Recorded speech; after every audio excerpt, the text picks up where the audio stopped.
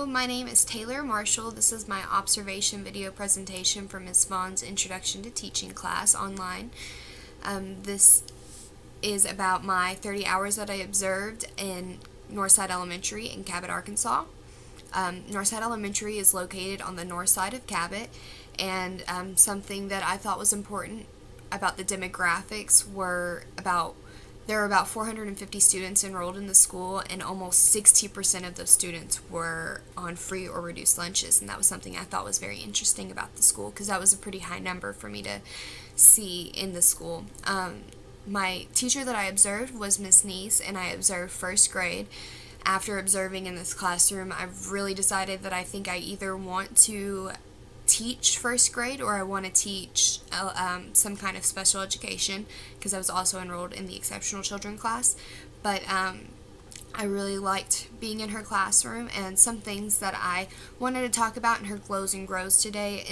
In her seating arrangement, the students were sat boy girl, and that was something I thought it was really beneficial for the students, because they were sat in a way where they would have a variety of students at every single table, and she was able to place them higher test scores to lower test scores, and so students were sat in a way where they could benefit from each other, and that was something I really liked about her classroom in her seating arrangements. Something that I thought her class could grow on, as far as the way that the seating arrangement was, they were arranged in a way that the students would be inclined to talk. And I know in a first grade classroom that seating students separated from each other isn't really that realistic, but these students were separated so many people to a table, I think, because there was about 6 to 7 students per table, and there was four groups of tables, and they were all very close to each other, and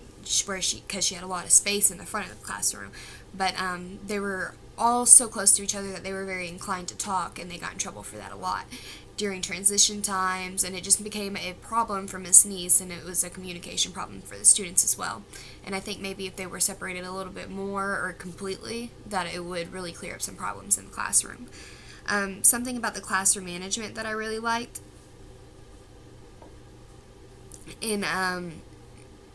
something I liked about the Glow was her use of the Dojo app.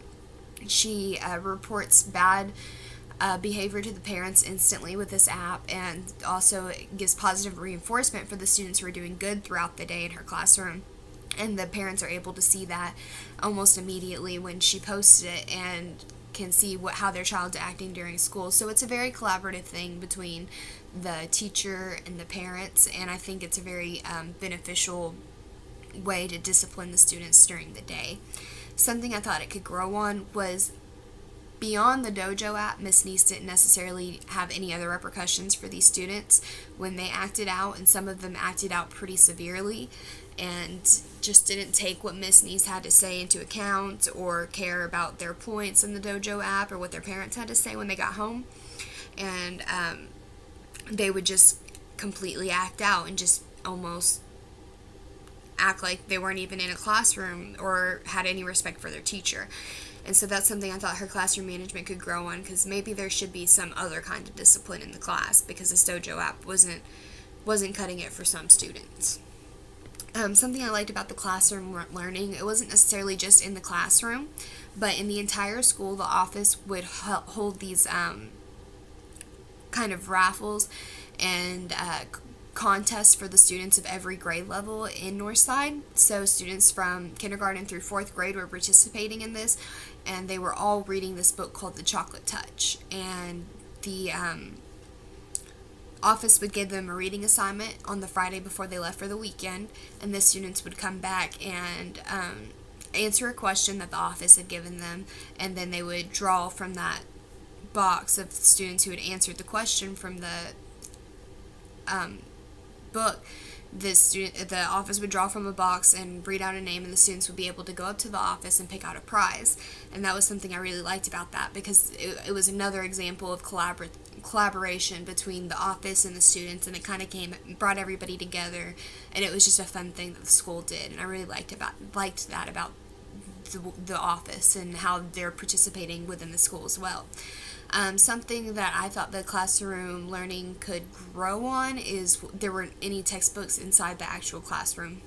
The only textbook in use was a textbook that Miss Neese would use every morning when teaching vowel sounds or word sounds to the students, and it was a phonics textbook, and it had different activities like clapping through the syllables or something like that. And Miss Neese was actually a trial teacher to use this textbook. The principal said that the textbook was actually quite expensive, and he didn't want to buy it until he knew that it was successful in at least one classroom. And so Miss Neese was that classroom using the textbook to try out the textbook for the rest of the school. And that was the only textbook in her class. And I even asked her beyond that, I was like, is there anywhere else during the school year where you have textbooks? And she told me no. She said they don't use textbooks, which, I mean, I'm not even sure if students in the first grade level do need to use textbooks, but maybe if they had more textual work in their curriculum, then they could be more successful when moving on to other grade levels.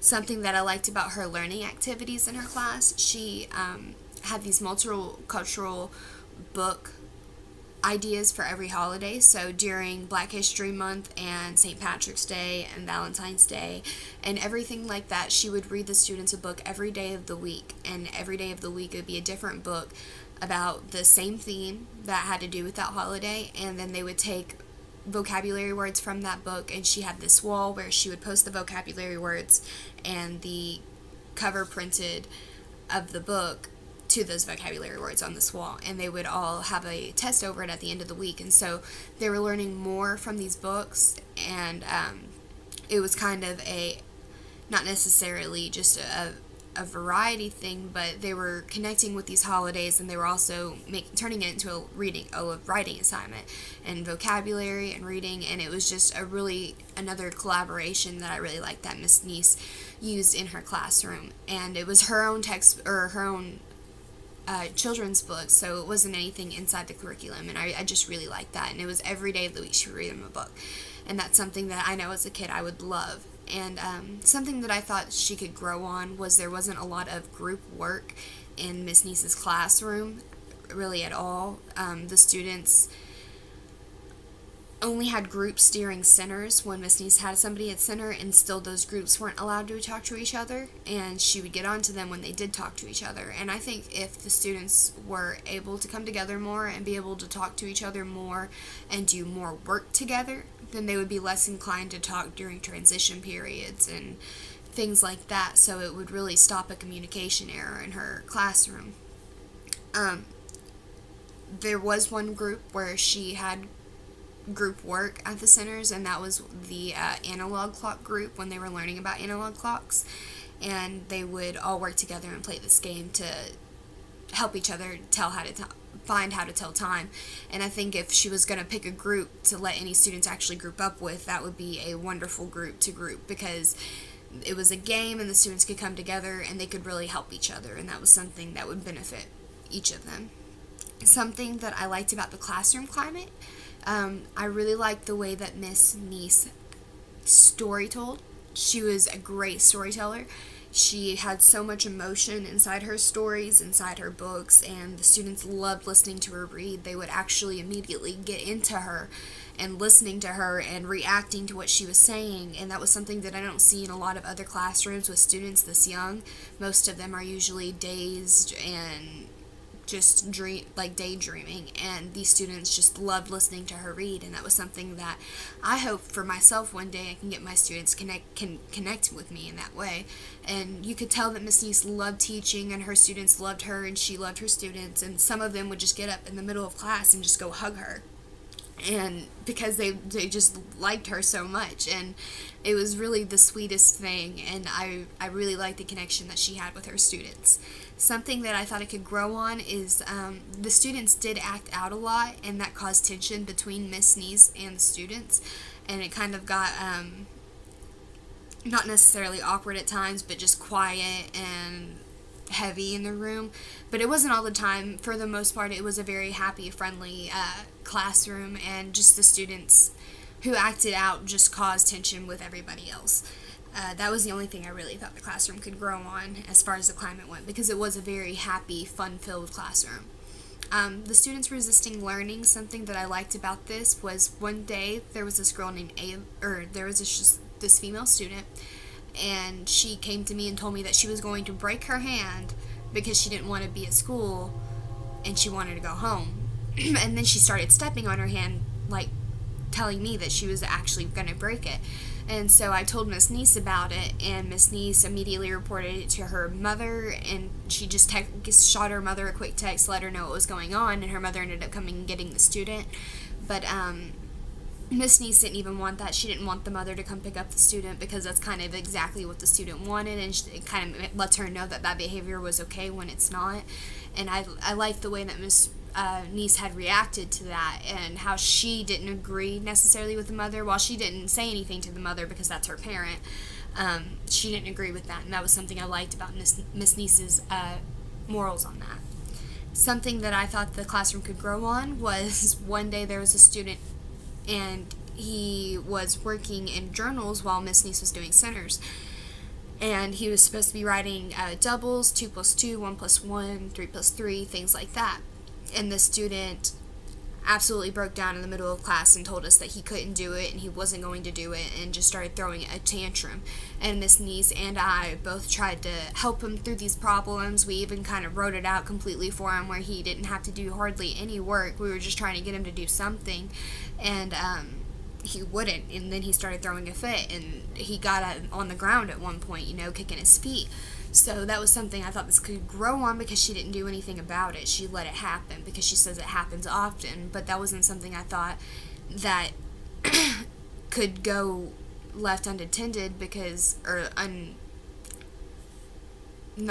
it's not something that could go without any repercussions, because it was a crazy behavior that he was doing, and he wasn't going to be able to bring that behavior with him as he moved on through school, because it just was not going to work out in his favor. So somebody needed to intervene and do something about that before the student kind of takes advantage of the situation and thinks that he'll be able to succeed acting the way he does.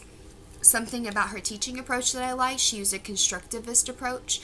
She incorporated her ideas in her teaching, and she let the students pick their own writing topics, and overall she just had a great teaching approach, and I loved the way that she taught her students, and it was a very open and new thing for me to see. I absolutely loved being in her class, so I liked the way she taught a lot.